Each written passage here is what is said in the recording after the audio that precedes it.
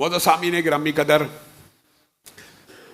جب سے یہ نئی حکومت آئی ہے، دین پسند عمران خان کے خلاف احتجاج کرتے رہے کہ شاید بہتر وقت آئے گا، حالات بدل جائیں گے، نون لیگ کی یا کسی اور پارٹی کی گورنمنٹ آئے گی تو دینی طبقے کے خلاف اور جو FATF کی آڑ میں دینی مدارس، مساجد کے اکاؤنٹ پہ پابندیاں، چندے کے اوپر پابندیاں اور اس طرح کے معاملات خان کے دور میں جو دینداروں اور علماء کے خلاف چلتے رہے ہیں، اس حوالے سے علماء نے خان کی حکومت کی اپوزیشن کی، اور وہ 4-5 سال آپ کے سامنے اس ممبر سے بھی جب بھی کوئی خلاف دین، خلاف شاعر اللہ بات ہوئی، ہم نے بھی اپوزیشن کی اور ہم نے اچھے اور بہتری کے لیے اپوزیشن کی. لیکن بڑے افسوس اور دکھ کے ساتھ یہ کہنا پڑ رہا ہے کہ ابھی اس حکومت کے ابتدائی ایام ہیں، یہ طفولیت میں ہے. چند ماہ نہیں گزرے، پورے پنجاب کے اندر علماء کے خلاف جعلی مقدمات کی بھرمار کر دی گئی ہے، تاک تاک کر مقدمات درج کیے گئے. ابو بکر معاویہ کا کیس اب ایک اوپن سیکرٹ ہے، کوئی خفیہ بات نہیں رہ گئی. کاندلیہ والا میں اس کو آزاد کر دیا گیا، مجسٹریٹ نے کیا، الزام برادر اکبر حافظ ابتسام الہی ظہیر کے اوپر لگایا گیا، اس نے پنچایت کر کے چھڑوایا. پنچایت کر کے 7-8 دن بعد بچے کے والد نے فون کر کے ترلے منتیں کر کے ان کو بلایا کہ اس مولوی کے ساتھ میرا پیچ اپ کرا دیا جائے. میں نے غلط فہمی کی بنیاد کے اوپر غصے میں، جذبات میں، مار کٹائی کے اندر اس کے اوپر الزام لگا دیا. اب یہ جب باہر آئے گا تو اس سے مجھے خطرہ ہے، تو میرا پیچ اپ. یہ معاملہ ہوا، اس چیز کا پیچ اپ کرایا گیا، بچے سے اٹیمپٹ آف ریپ کا پیچ اپ نہیں کرایا گیا. اٹیمپٹ آف ریپ کا مقدمہ خارج کیا مجسٹریٹ نے آن میرٹ. جب وہ خارج کر دیا گیا، اصولی طور پہ بات ختم ہو جانی چاہیے تھی، لیکن اندھے کو اندھیرے میں بڑی دور کی سوجی. اس کو اغوا کر لیا گیا 6 اپریل کو. 6 اپریل کو پولیس نے اغوا کیا. اس کے اغوا کی 15 کی کال پولیس کے اندر اندراج مقدمہ کی درخواست اس کے بھائیوں نے جمع کرائی، اور ان کو نہیں تھا پتہ پولیس نے اٹھایا. انہوں نے کہا کوئی بندے اٹھا کے لے گئے. لیکن جہاں جہاں وہ CCTV فوٹیج دیکھتے گئے پتہ لگ گیا اوہو یہ تو پولیس والا ہے، اور یہ ابو بکر معاویہ فلاں پیٹرول پمپ. وہ ساری CCTV فوٹیج بھی میڈیا پہ چل گئی، آپ احباب کے علم میں ہوگا. گویا اغوا کیا گیا. لیکن عقل دیکھیے، پوری پلاننگ کے ساتھ 7 اپریل کو جس وقت وہ پولیس کسٹڈی میں ہے، ایک مقدمہ درج کیا گیا قبرستان کے اندر ایک بچے کے ساتھ اس نے زیادتی کی ہے. اور قبرستان کے اندر بچے کے ساتھ زیادتی کے لیے انہوں نے FIR کے اندر یہ بھی لکھا کہ خون لگا ہوا ہے شلوار کے اوپر. یہ بات ہم اپنی زبانوں پہ نہیں لاتے، لیکن آپ لوگوں کو سمجھانے کے لیے لا رہے ہیں. ہمیں تو شرم آتی ہے ایسی گفتگو کرتے ہوئے بھی. شلوار کے اوپر جو خون بھی لگا ہوا ہے، سپرم بھی لگے ہوئے. گویا بڑا مضبوط قسم کا انہوں نے اپنی طرف سے مقدمہ درج کر دیا. لیکن اگلے ہی دن جب CCTV فوٹیجز آنا شروع ہوئی، انہوں نے کہا ہو یہ کیا ہو گیا. اور پھر جب میڈیکل رپورٹ آ گئی، اب کہ اتنا پری پلانڈ واقعہ ہونے کے باوجود میڈیکل آیا کہ بچے کے ساتھ زیادتی نہیں ہوئی، نہ بچے کے جسم پہ کوئی زخم ہے، نہ یہ زیادتی کا خون ہے، نہ یہ زخم کا خون ہے.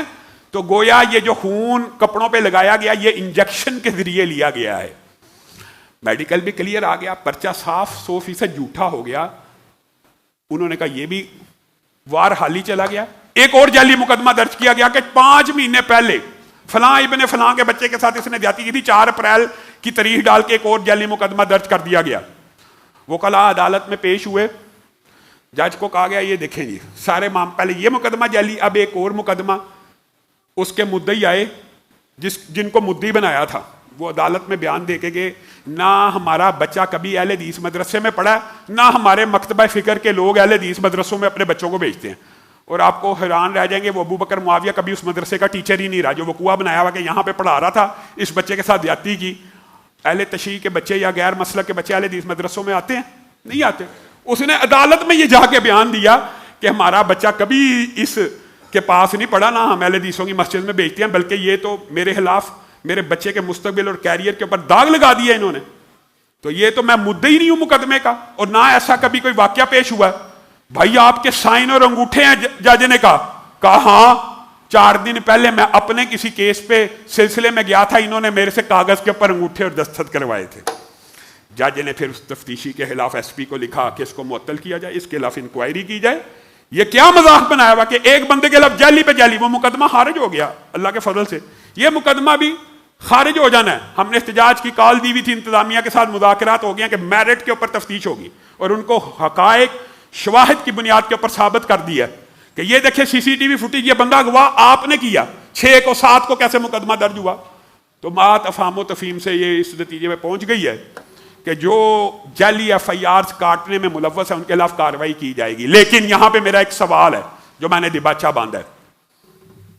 آپ کسی پولیس افسر سے پوچھ لیں لاہور کے، وہ کہے گا جعلی مقدمہ ہے. کیوں کاٹا ہے؟ اوپر سے آرڈر آیا ہے. وہ اوپر کون ہے؟ میں آپ سے یہ سوال پوچھتا ہوں، انتظامیہ سے، حکومت وقت سے، وزیر اعلیٰ پنجاب سے، یہ اوپر کا اشارہ آپ کی طرف کیا جا رہا ہے. پولیس افسر آپ کے سامنے نہیں کہہ سکتے، انتظامیہ آپ کے منہ پہ نہیں کہہ سکتی آپ نے کٹوایا، لیکن یہ اشارے کافی ہوتے ہیں. آپ کٹوا رہی ہیں کس وجہ سے؟ جی ان کی ایک دوست عائشہ رضا نامی، وہ چائلڈ ابیوز کی چیئرمین ہے جی، اس نے مریم بی بی کو کہا کہ اس بندے کو کسی بھی طرح، اب یہ ہم نے کیس اٹھا دیا، تاننے والا میں وہ بری ہو گیا، اس کو کسی نہ کسی طرح مجرم ثابت کیا جائے، تو مریم نواز صاحبہ کے آرڈر سے یہ کام ہو رہا ہے. اگر یہ بات درست نہیں تو آپ ایکشن لیں، ورنہ یہ بات درست مانی جائے گی کہ آپ علماء کے خلاف پرچے کٹوا رہی ہیں. یا تو ایکشن لے کے آپ پورے تھانوں کو معطل کریں. 3 جعلی مقدمات درج ہوئے، تینوں کو معطل کریں. جن لوگوں نے کسٹڈی کے اندر پرچے کاٹے، اور اگر آپ نہیں کرتی تو آپ کے حکم پہ ہو رہا. تو اگر آپ نے بھی علماء کے خلاف یہی کام کرنا تھا تو ہم بے وقوف تھے ہان کی اپوزیشن کرتے رہے ہیں. آپ علماء کو بدنام کر رہی ہیں، آپ مدارس کو بدنام کر رہی ہیں. آپ کو اس بات کے اوپر غور و فکر کرنا چاہیے. میں نے اسی ممبر پہ کھڑے ہو کے جس دن مولانا کی پگڑی گری تھی پارلیمنٹ لاجز میں نے کہا تھا یہ مولانا کی پگڑی نہیں گری، خان صاحب کی حکومت گری ہے. اسی طرح مریم بی بی صاحبہ، آپ علماء کے وقار کو نہیں گرا رہی، آپ اپنے وقار کو گرا رہی ہیں. یہ پگڑیاں، یہ جو دستاریں، یہ جو عزت کے ساتھ کئی سالوں کے بعد سروں پہ سجتی ہیں، اگر آپ یہ سمجھتی ہیں جعلی مقدمات سے پامال ہو جائیں گی تو آپ کی غلط فہمی ہے. لیکن ہم عجیب جگہ پھنس گئے ہیں. درد دل ہے. کہاں کیا کریں، کس پارٹی کا ساتھ دیں، وہ اگر پی ٹی آئی کی بات کریں وہ کل عجیب ہی معاملہ ہو گیا، آپ حیران رہ جائیں گے. شاندانہ گلزار صاحبہ، اب بندہ کیا کیا رونا روئے. شاندانہ گلزار صاحبہ پی ٹی آئی کی رہنما، جیو جیسے ٹی وی کے اوپر بیٹھ کے حامد میر کے پروگرام میں کہہ رہی ہیں کہ یہ جو ہماری سٹرگل پی ٹی آئی کی جاری ہے نا، یہ غزوہ لمبا ہو جائے یا چھوٹا ہو جائے، جیت پی ٹی آئی کی ہوگی. انا للہ و انا الیہ راجعون. کیا کہیں ہم؟ غزوہ کس کو کہتے ہیں؟ غزوہ جس میں رسول اللہ صلی اللہ علیہ وسلم بدنفس نفیس شامل ہوں، یا وہ غزوہ ہند جس کے بارے میں رسول اللہ نے پیشگوئی کر دی کہ اس جنگ کو میں یہ اعزاز بخشتا ہوں کہ جو اس جنگ میں شامل ہوگا، ہندوستان کے مشرکوں کے خلاف جب بھی کوئی جنگ لڑی جائے گی تو یہ سمجھنا محمد صلی اللہ علیہ وسلم اس جنگ میں تمہارے ساتھ شامل ہیں.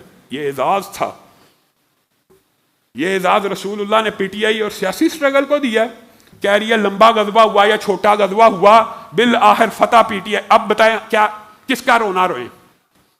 ہمارے ساتھ عجیب علماء کے ساتھ ٹریجڈی ہے. خان کے جو مخالف ہیں وہ بھی گالیاں دیتے ہیں کہ یہ نون لیگ کا، اور نون لیگ والے گالیاں دیتے ہیں یہ پی ٹی آئی کا. کوئی بندہ سمجھدار بھی ہو سکتا ہے یار، کوئی بندہ عقل مند بھی ہو سکتا ہے، کوئی بندہ صاحب رائے بھی ہو سکتا ہے. آپ ایک دوسرے کے اوپر کیچڑ اچھالتے اچھالتے علماء کو بھی نشانہ بنانا شروع کر دیتے ہیں. اب بتائیے شاندانہ گلزار کے بیان کے بعد ہم کیا کہیں؟ یعنی آپ دل کی بات بتا دو. مثال دے رہا ہوں، انسان نے ایک پوزیشن چننی ہے کہ یہ مریم نواز صاحبہ نے علماء کے اوپر ابتدائی دنوں میں ظلم کی انتہا کر دی ہے. کسی کے اوپر جعلی قرآن جلانے کا مقدمہ، کسی کے اوپر 420 68 کی ایف آئی آر، کسی کے اوپر زنا کے جعلی مقدمے. بندہ پھر کوئی دوسری پارٹی ڈھونڈتا، دوسری پارٹی کی طرف بندہ دیکھے جی وہاں پہ غزوہ ہو رہا ہے جی. اب بتائیں ہم کہاں جائیں؟ یہ آپ لوگوں نے ابلاغ کرنا ہے. آپ لوگ عوام کے اندر اویئرنس پیدا کریں کہ یہ دونوں پارٹیز، آخر بندہ اسی نتیجے پہ پہنچتا ہے کہ یہ صرف چہرے بدل کے آتے ہیں. دونوں دین دشمن ہیں، دونوں اسلام دشمن ہے. کوئی کمی چھوڑی ہے مریم نواز صاحبہ نے؟ خان کو تو ہم یہ ایج دیتے تھے. چلے یہ بھی بات عجیب ہے، اور میرے دل میں یہ دکھ ہے. حامد میر صاحب میرے دوست ہیں اور وہ اسلامی شرعی اصطلاحات کو سمجھتے ہیں. کوئی عام اینکر ہوتا نا، میں کہتا ہاں یہ میں ان کو دے سکتا ہوں کہ ان کے ذہن میں شاید فل فور ریئیکشن نہ آیا ہو، لیکن چاہیے تھا ان کو فوری ٹوکتے. آپ کیا کہہ رہی ہیں؟ غزوہ آپ کیا کہہ رہی ہیں؟ ہم نے خان صاحب کے معاملے میں آپ کو پتا ہے اس ممبر سے کبھی توہین رسالت وغیرہ کا الزام اس لیے نہیں لگایا کہ خان صاحب کی لینگویج پرابلم ہے، ان کے منہ سے الفاظ نکل جاتے ہیں، ان کو کچھ جہالت کا عذر دینا چاہیے، لیکن آپ کے سامنے وہ کیسے کیسے الفاظ نہیں کہہ گئے. بچے نے کہہ دیا کہ حضرت عبداللہ آمنہ کے بعد سب سے عظیم والدین اس کے، کس کس چیز کو معاف کیا جائے. تو شاندانہ گلدار صاحبہ کو فی الفور اپنے بیان سے رجوع، آپ کو بھی ہم عذر دے دیتے ہیں کہ آپ کے منہ سے شاید یہ بات نکل گئی ہے، لیکن کیا پی ٹی آئی کا ہر بندہ ہی مذہبی ٹچ، اس مذہبی ٹچ کو چھوڑ دیجئے. اب عوام آپ اگر اپنی اس جد و جہد کو، پہلے آپ نے جہاد کا، رمضان کی راتوں میں کیا کچھ کہا، ناچ بنگڑے کی محفلوں کو جہاد کہا گیا، اور اب آپ نے اس جد و جہد کو غزوہ قرار دے دیا.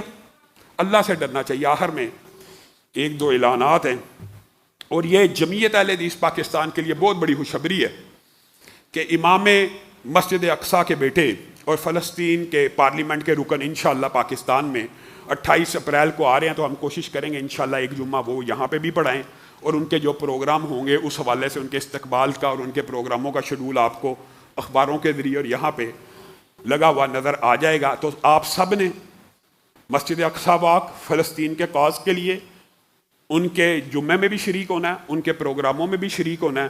انشاءاللہ ہم ان کو دل کی اتھاہ گہرائیوں سے اہلاً و سہلاً مرحبا کہتے ہیں.